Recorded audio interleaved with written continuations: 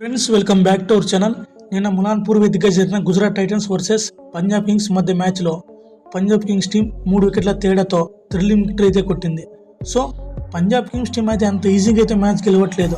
రెండు టీంలు గెలుపు కోసం లాస్ట్ చివరి 19 వరకు పోరాడాయి. బట్ ఫైనలీ పంజాబ్ టీం విజయం అందుకుంది. ఇప్పటి వరకు జరిగిన 4 మ్యాచ్ల్లో ఇదే బెస్ట్ థ్రిల్లింగ్ మ్యాచ్. చాలా అంటే చాలా ఇంట్రెస్టింగ్గా చివరి వరకు చాలా థ్రిల్గా జరిగింది అని చెప్పాలి. అలాగే ఇప్పటి వరకు జరిగిన 4 మ్యాచెస్లో కూడా టాస్ గెలిచి మొదట ఫీల్డింగ్ చేసిన టీమ్సే గెలిచాయి. ఆ గెలిచిన టీమ్స్లో కూడా అన్ని హోమ్ టీమ్సే డెఫినెట్గా ఉన్నాయి. ఆ హోమ్ అడ్వాంటేజే కనిపిస్తుంది. గుజరాత్ టైటన్స్ టీం గురించి మాట్లాడుకుంటే మరోసారి వాళ్ళు టాప్ ఆర్డర్ మీదనే ఆధారపడ్డారు. అంటే top 3 batsmens like Sai Sudharsan, Shubman Gill, Jos Buttler, వీళ్ళలో ఏ ఒక్క బ్యాట్స్మెన్ ఫెయిల్ అయినా మ్యాచ్ విన్ అయ్యేలా కనిపించట్లేదు. మెయిన్లీ మిడిల్ ఆర్డర్లో సరిగ్గా పర్ఫామ్ చేయలేకపోతున్నారు. మొదట పవర్ శుభ్మన్ గిల్ బాగానే స్టార్ట్ చేశాడు. బట్ మిడిల్ ఓవర్స్లో అలాగే డెత్ ఓవర్స్లో ఆ మొమెంటం చివరి వరకు క్యారీ చేయలేకపోయారు. అలా గుజరాత్ టీం మొత్తం 20 మూసేసరికి 162 పరుగులు చేసి 6 వికెట్లు కోల్పోయింది. ఈ మ్యాచ్ గెలవడానికి one of the main reason Cooper కొలోని. ఆస్ట్రేలియాకి చెందిన ఈ బ్యాట్స్మెన్ ఈరోజు పంజాబ్ టీం డెబ్యూట్ చేసి తన పవర్ స్ట్రెంత్ ఎంతో చూపించాడు. సెన్సేషనల్ ఇన్నింగ్స్ అయితే ఆడాడు. మిడిల్ ఓవర్స్ వికెట్లు పడుతున్నప్పటికీ అండర్ ప్రెషర్లో చాలా సెన్సిబుల్ బ్యాటింగ్ చేసి మ్యాచ్ని ముందుకు తీసుకెళ్లాడు. సో కాపర్ కొనల్ని మొత్తం 72 పరుగులు చేశాడు. మెయిన్లీ గుజరాత్ టైటన్స్ టీం ఈ మ్యాచ్లో చాలా మిస్టేక్స్ చేసిందని చెప్పాలి. ప్రసిద్ధ్ కృష్ణనే చాలా లేట్గా ఇంట్రడ్యూస్ చేశారు. అలాగే మిడిల్ ఓవర్ షారుఖ్ ఖాన్, రాహుల్ టివాటియా ఎవరు సరిగ్గా పర్ఫామ్ చేయలేదు. టాప్ ఆర్డర్ ఫెయిల్ అయితే మ్యాచ్ మొత్తం ఫెయిల్ అయ్యేలా కనిపిస్తుంది. సో గుజరాత్ టైటన్స్ ఈ మిస్టేక్స్ అయితే రెక్టిఫై చేసుకోవాలి. లేదంటే అప్నోస్ టీం గుజరాత్ టాప్ ఆర్డర్ని చాలా అర్లీగా అవుట్ చేసి మ్యాచ్ను ఓడిపోయేలా చేసుకుంటాయి.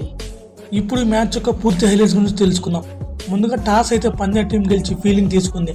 దీంతో ఓపెనర్ సాయి సుదర్శన్ అలాగే శుభ్మన్ గిల్ ఇద్దరు క్రీజ్లోకి వచ్చారు. సో శుభ్మన్ గిల్ అయితే తన ఇన్నింగ్స్ బాగానే ప్రారంభించి మంచి స్ట్రైక్ రేట్తో బ్యాటింగ్ చేస్తున్నాడు. గుజరాత్ టీం నుంచి మంచి స్టార్ట్ అయితే వచ్చింది. బట్ అదరాన్లో ఉన్న సాయి సుదర్శన్ సరిగ్గా పర్ఫామ్ చేయలేకపోయాడు. మార్క్ ఆండర్సన్ బౌలింగ్లో 11 పరుగుల వద్ద క్యాచ్ అవుట్ అయ్యాడు. సాయి సుదర్శన్ అవుట్ అయినప్పటి నుంచి శుభ్మన్ గిల్ తన స్పీడ్ తగ్గించి కొంచెం స్లోగా ఆడటం స్టార్ట్ చేశాడు. అలా పవర్ ప్లే మూసేసరికి గుజరాత్ టీం 56 పరుగులు చేసి 1 వికెట్ కోల్పోయింది. ఆ తర్వాత వచ్చిన శుభ్మన్ గిల్, బట్లర్ వీళ్ళిద్దరి నుంచి డీసెంట్ పార్ట్నర్షిప్ అయితే బిల్డ్ అయింది. బట్ ఆ పార్ట్నర్షిప్ అయితే ఎక్కువసేపు నిలలేకపోయింది. చహల్ బౌలింగ్లో శుభ్మన్ గిల్ 39 పరుగుల వద్ద క్యాచ్ అవుట్ అయ్యాడు. ఆ తర్వాత వచ్చిన గ్లెన్ ఫిలిప్స్ కూడా బట్లర్ ఇద్దరి నుంచి 3వ వికెట్కు 36 పరుగుల పార్ట్నర్షిప్ అయితే చూసినాం. వైశాఖ్ విజయ్ కుమార్ బౌలింగ్లో గ్లెన్ ఫిలిప్స్ క్యాచ్ అవుట్ అయ్యాడు. ఫిలిప్స్ అవుట్ అయిన కొద్దిసేపటికే బట్లర్ కూడా 38 పరుగుల వద్ద అవుట్ అయ్యాడు. ఆ తర్వాత వచ్చిన షారుఖ్ ఖాన్, రాహుల్ తివాటియా ఎవరు తన రేంజ్ తగ్గట్టు బిగ్ హిట్స్ ఆడలేకపోయారు. ఎంతో కొంత చివరిలో వాషింగ్టన్ సుందర్ బాగానే ఆడారని చెప్పాలి. అలా గుజరాత్ టీం 20 ఓవర్లు మూసేసరికి 162 పరుగులు చేసి 6 వికెట్లు కోల్పోయింది.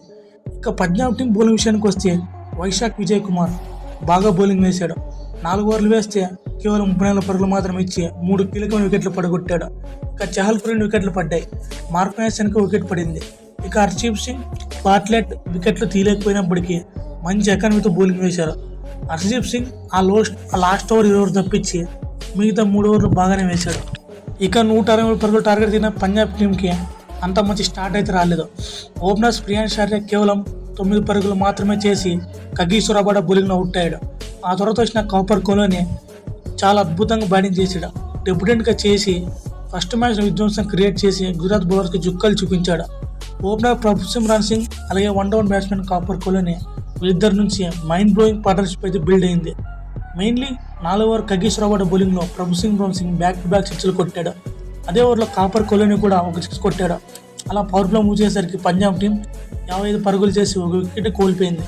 ఆ తర్వాత మిడిల్ ఆర్డర్లో ప్రభురామ్ సింగ్ అలాగే కాపర్ కొలోని వీళ్ళిద్దరు రషీద్ ఖాన్ అలాగే వాషింగ్టన్ ఇద్దరు స్పిన్ బౌలింగ్లో కౌంటర్ అటాక్ చేశారు.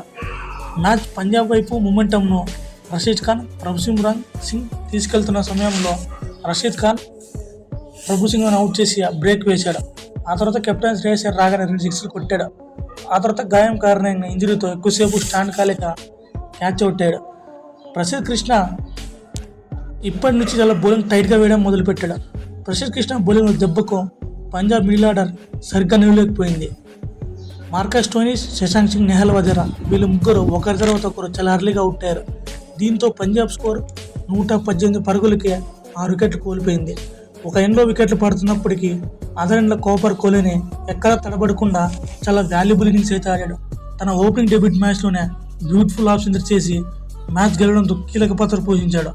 అలా చివరికి ఉండి మ్యాచ్ని గెలిపించాడు. ఫ్రెండ్స్, ఈ వీడియో మీరు చివరకు చూసినందుకు very very thankful to you. ఇలాంటి ఐపీఎల్ ఇంట్రెస్టింగ్ వీడియోస్ కోసం ఇప్పుడే మన యూట్యూబ్ ఛానల్ సబ్స్క్రైబ్ చేయడం మాత్రం మర్చిపోకండి. Thank you for watching. Have a good day.